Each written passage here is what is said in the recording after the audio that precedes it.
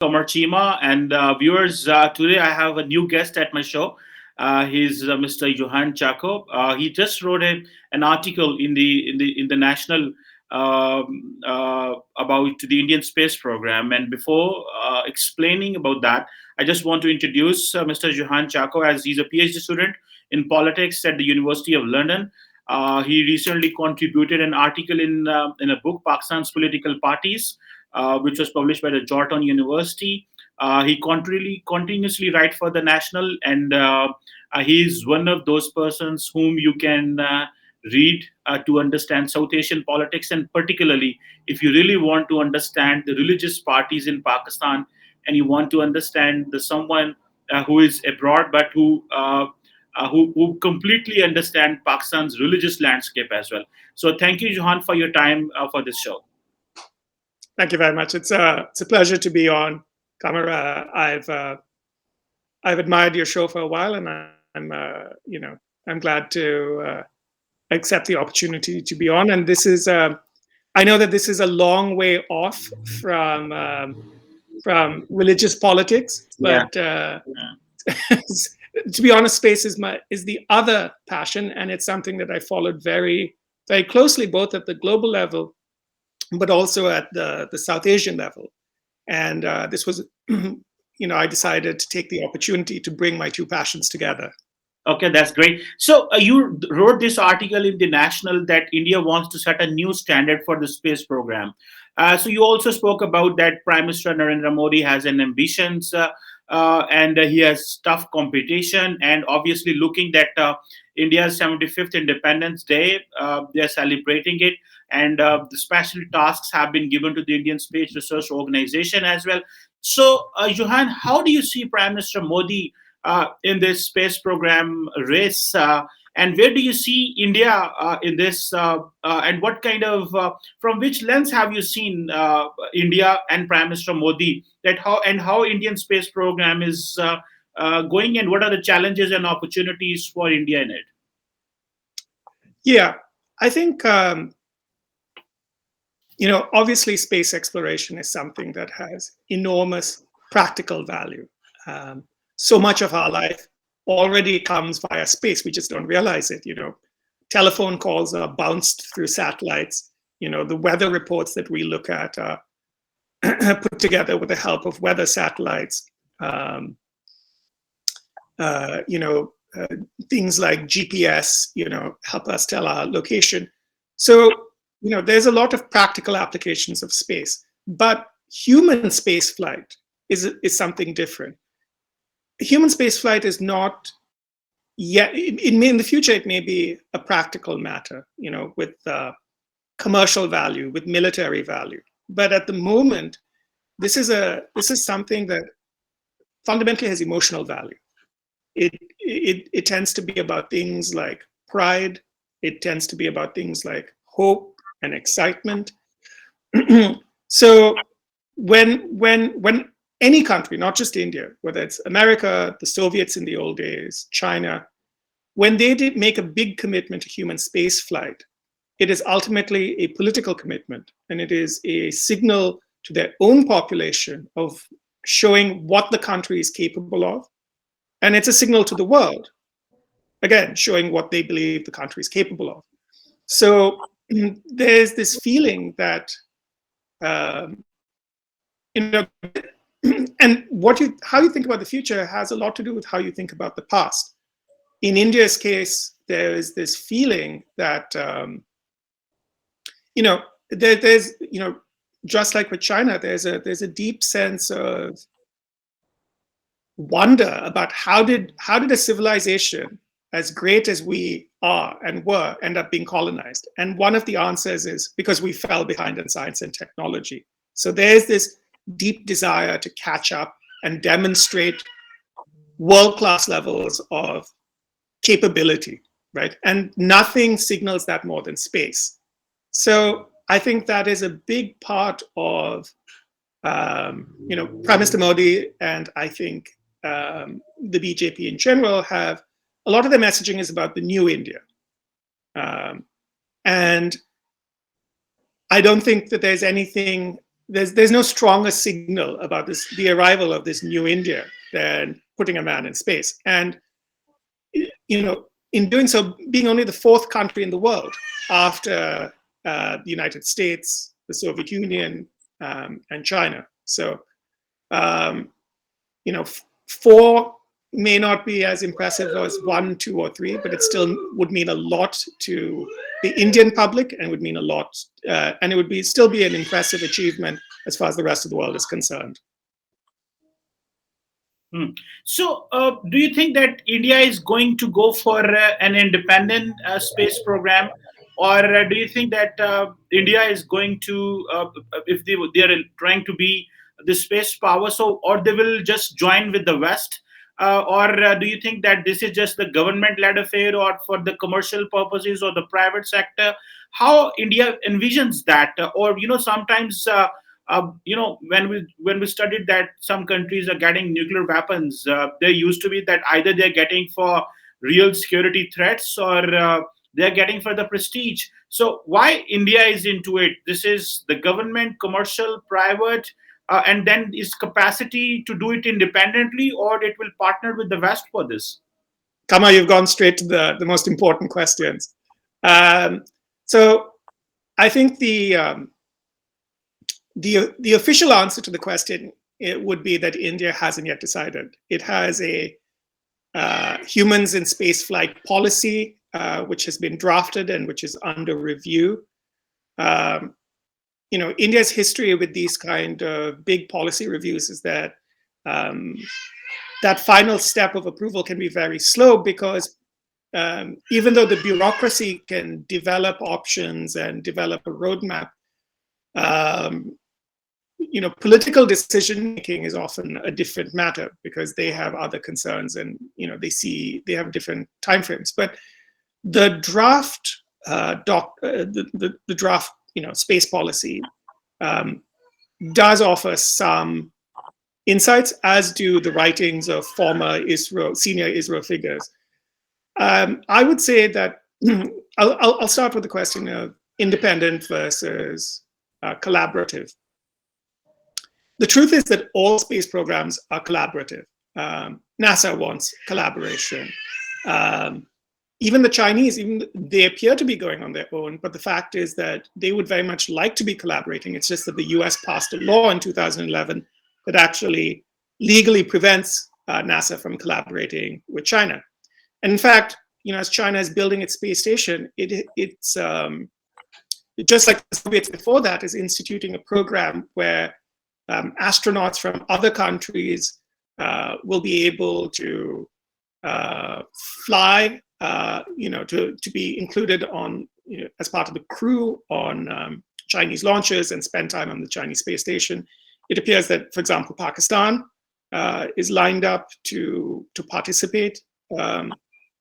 There's some talk about PF candidates being selected and being sent to China for training. So my point is that all space is collaborative. What really matters, the difference between the players, is the level of capability you bring to the table, and therefore the kind of terms that you can negotiate. And India recognizes that it cannot, or rather, it's not in a position to afford the capabilities at the American or Chinese level. But it doesn't want to be stuck at the same level, say, the Europeans or the Japanese, who have an astronaut corps, who can even manufacture, space station modules, but just didn't want to make that investment in spacecraft, in human-rated spacecraft, because that they couldn't justify, right? But for the Indian public, that independent capability means a lot, politically and emotionally.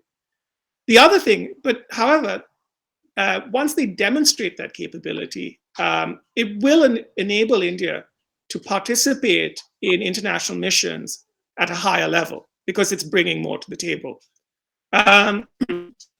To go back to answer the next question about public versus private, it's clear that the Indian government and the Indian space policy community has been paying attention to what's happening. We're at a time of massive disruption.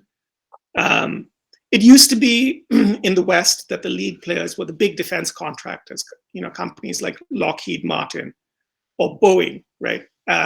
They were the only ones and they benefited from special relationships with the government. So it was very similar to defense contracting. What we see now is complete disruption. It's more like information technology and the internet startup age, where you have small companies that come and do things completely differently. Even their engineering approach is closer to that of software development than traditional aerospace companies. And the biggest example of that is Elon Musk's SpaceX, which is already completely disrupted space. They've developed new capabilities that no government has been able to catch up with yet, and they're poised to go even further. If they succeed, human spaceflight is going to be transformed within a couple of years. It will become much less expensive, much less dangerous. But this is hard for governments to fully imagine. Where it's the analogy I would make is, when in an era that's like the 1920s, there are airplanes up in the sky. We know that there's going to be airliners one day, but that's, it's hard for people to believe that it's that close. So the Indian government does seem to recognize that the private sector will need to be much more involved. They've, with their encouragement, there's now a trade industry body that represents Indian private industry. They're now, ISRO, the Indian Space Research Organization, is now subcontracting to private industry. And ultimately, what the Indian government seems to want is for Indian private companies to participate in the global space economy. And that's going to be a prize that is just as big as the political and emotional bump. So because a manned space success is the best possible advertisement for the capabilities of Indian space industry. So you wonderfully explained that, but the next very important question remains that, for example, this ISRO, this ISRO, Indian Space Research Organization, how do they look at this, the manpower for this aerospace industry? Obviously, the cost of the manpower will definitely be low in India, but this field is very big. You are into the space medicine, you are into the material science, robotics, and all these things. So, for example, I understand that many countries, they couldn't go nuclear because they didn't have sufficient infrastructure, or they didn't have the scientists or the manpower. So how does India is into this? Because what I have learned recently, that many Indians, the Indian diaspora, which is working in America and around the world, they do not want to come back. So they need obviously this indigenous local scientist of manpower for this. How do you see this? If this private partnership is into this space industry is there, will India have that manpower, or will India have that workforce for this burgeoning aerospace industry?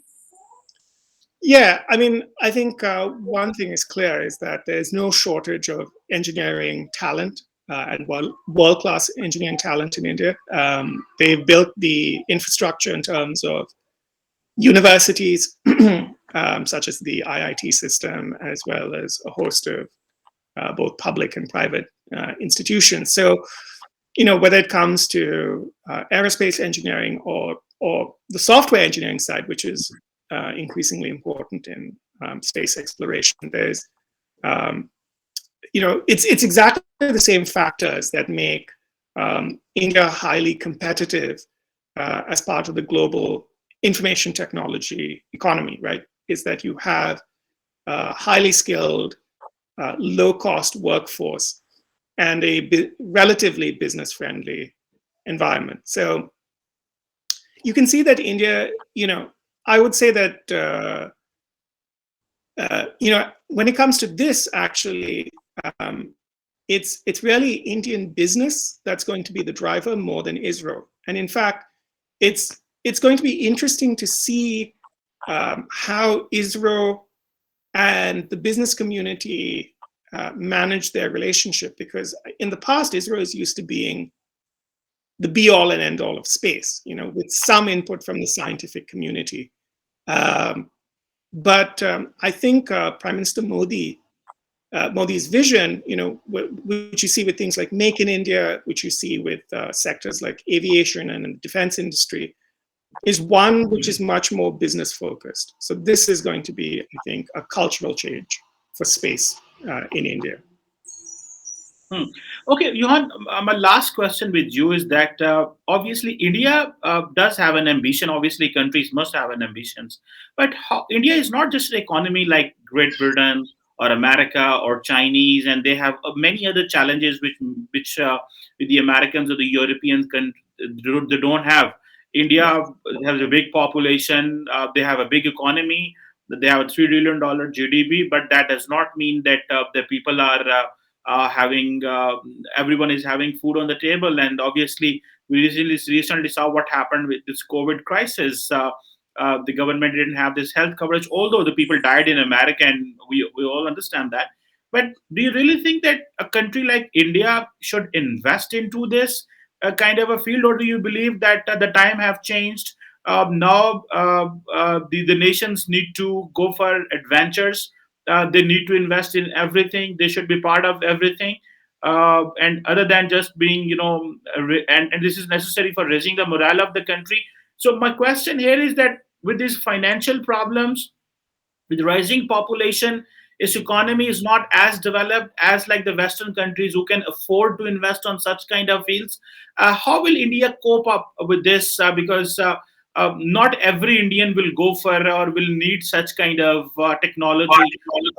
Or how do you correlate this, or how Indian government correlates, or how the critics of the Prime Minister Modi will make the case that this is not a field where India should invest? Does this question make a case?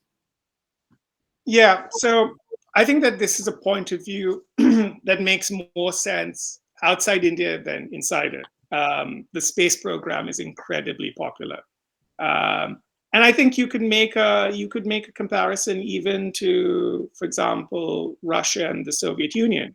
These are the Soviet Union in the past and Russia in the present are places where the standard of living was not the same as the West, but there was incredible public support for space exploration because space exploration is fundamentally exciting.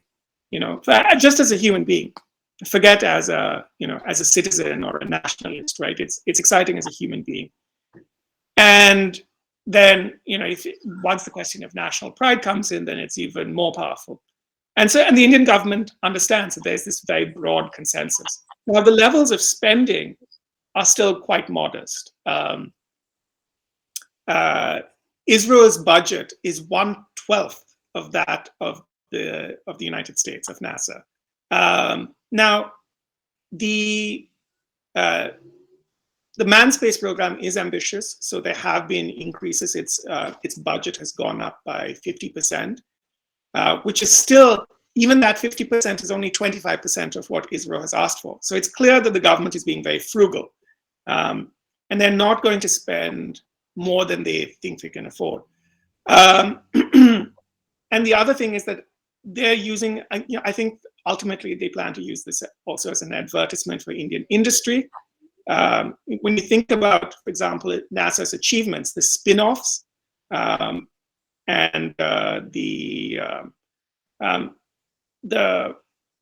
publicity it provides for American technology, right? There's going to be a similar kind of halo effect around Indian technology, which will probably be good for it. But I do think that, like, for example, even now, because there's a shortfall in the amount of money that Israel received versus what it asked for, it looks like it's most likely going to have to reallocate money for other programs that maybe have more practical value.